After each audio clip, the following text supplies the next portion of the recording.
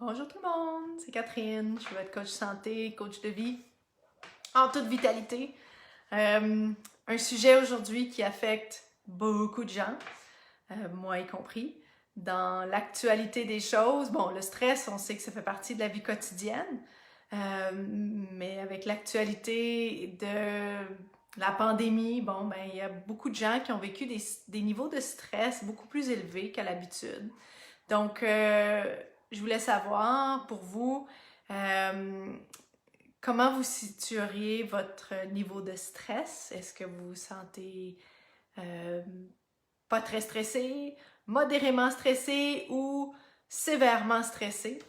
Euh, Pourquoi je vous pose la question? C'est juste pour que vous preniez un moment de regarder à l'intérieur de vous puis juste sentir qu'est-ce qui est là. La plupart des gens à qui je parle, autant quand j'étais infirmière praticienne que maintenant comme coach, euh, la plupart des gens n'ont pas nécessairement le contact avec le corps pour dire ah oui, je suis stressée ou pas. Même pour certaines personnes, le mot stress, ça veut pas dire grand-chose, mais pourtant, le corps vit un stress quand même. Euh, donc, c'est ça, je voulais vous parler de un peu quoi faire, mais aussi comment regarder cette situation-là. Bon, on a vécu collectivement et chaque personne individuellement des niveaux de stress puis d'incertitude assez élevés. Vous serez d'accord avec moi depuis mars 2020. Donc, est-ce que vous vous êtes donné les outils pour bien passer au travers de ces épisodes de stress-là? Puis, si vous faites un peu le constat aujourd'hui, à quoi ça ressemble, votre santé physique, votre santé émotionnelle, votre santé relationnelle? Est-ce que vous vous sentez on top of your game, comme on dit en anglais, en pleine énergie ou pas tellement? Euh, donc, je suis vraiment curieuse de savoir où est-ce que vous en êtes en ce moment. Pour vous partager une histoire personnelle, avant même que le COVID commence, de mon côté, bon, il y avait une situation personnelle qui était déjà en cours, qui requérait de la patience, du stress, bon, qui requérait que je cope avec le stress, que c'est quoi le mot en français? Je parle tellement souvent en anglais que de gérer ce stress-là d'une façon saine, finalement. Donc, j'ai utilisé tous mes outils en coaching sur moi-même, puis bon, la méditation, le yoga, l'exercice. Et je me suis rendu compte que quand même, le stress avait eu des effets subtils au niveau du corps. Et peut-être que vous allez vous reconnaître là-dedans. Bon, la vie roule, la famille, les enfants, le travail, whatever. Puis tout d'un coup, vous retrouvez avec peut-être des cheveux qui tombent plus ou un gain de poids au niveau du ventre, des muscles qui s'atrophient, des muscles qui perdent un peu de leur tonus puis de leur volume au niveau des bras, au niveau des jambes, moins de force.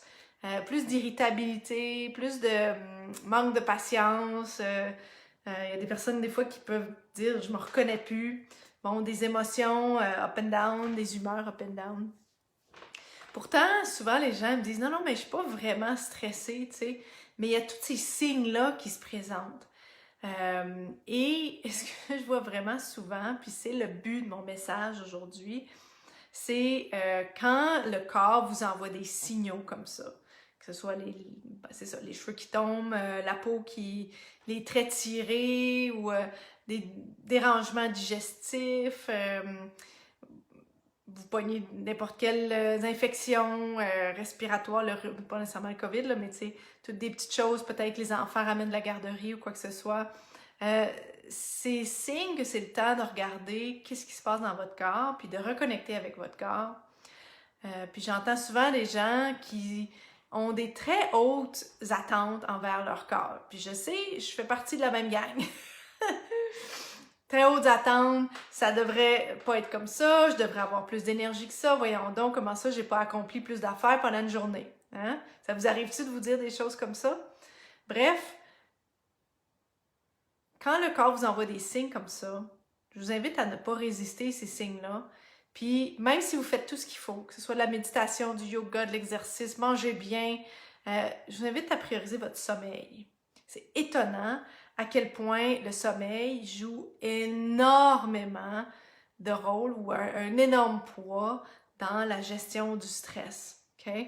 Puis ça peut être aussi simple que après 8 heures le soir, il n'y a plus d'électronique, il n'y a plus d'écran, il n'y a plus rien là, de stimulant pour vous permettre à 10 heures, d'aller vous coucher puis de rentrer dans un rythme circadien santé pour la régulation des hormones, le métabolisme, pouvoir nettoyer le cerveau. La nuit, c'est ça qui se passe.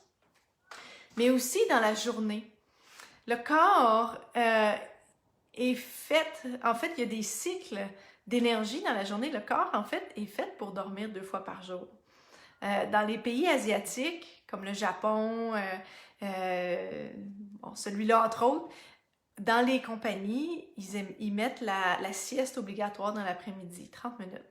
Puis ce qu'ils ont remarqué, c'est que les employés, quand ils reviennent de leur sieste obligatoire, ils sont mégamment plus de fois plus productifs que s'ils essayent de stretcher toute l'après-midi sans dormir. Donc, c'est beaucoup plus payant pour les employeurs d'autoriser, même d'encourager ou de mettre ça obligatoire, la sieste, pour que les employés puissent retrouver un plus grand niveau de productivité que s'ils essayent de stretcher ça toute l'après-midi. Donc, qu'est-ce que ça dit, ça, par rapport au corps?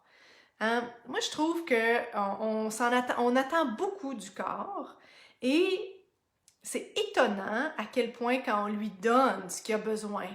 Tu sais, là, à 3 heures, là, quand il y a le coup de fatigue qui se présente, allez faire une sieste, 20 minutes, 30 minutes, that's it.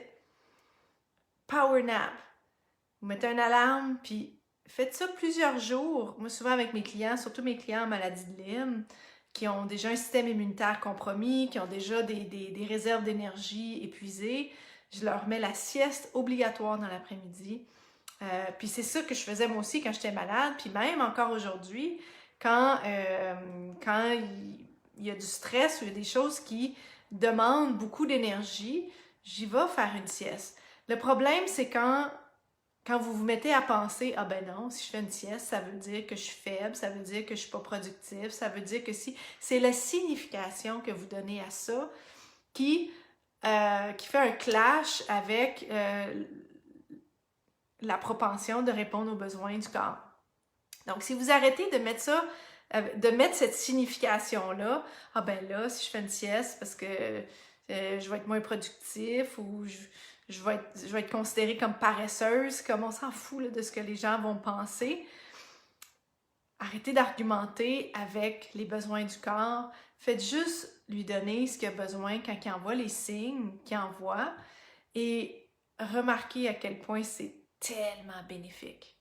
Tellement bénéfique. Vous vous relevez d'une sieste, boum, boum, boum, boum, la clarté mentale, l'énergie est là, la productivité est là. C'est comme si vous êtes en train de faire un 2e chiffre.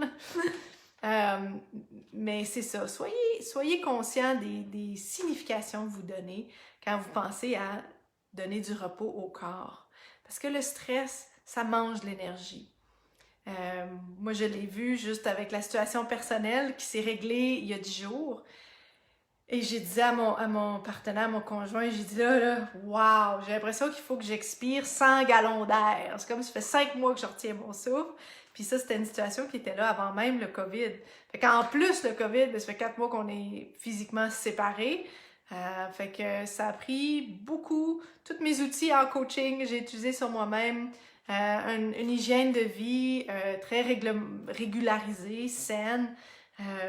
Puis cette petite coche-là de plus, de donner à mon corps ce qu'il avait besoin quand il donnait des signes de fatigue, ça a été, mon Dieu, ça m'a sauvé la vie. Fait que je voulais vous partager ça aujourd'hui pour vous donner la permission de, quand votre corps le demande, donnez-y ce qu'il veut, puis vous allez être étonné à quel point votre corps va vous redonner au quintuple ce que vous lui avez donné, ce que vous lui avez autorisé. Okay? Fait que j'espère que ça vous inspire pour aujourd'hui. Je vous envoie plein d'amour et on lâche pas, ça continue de bien aller et ça va bien aller.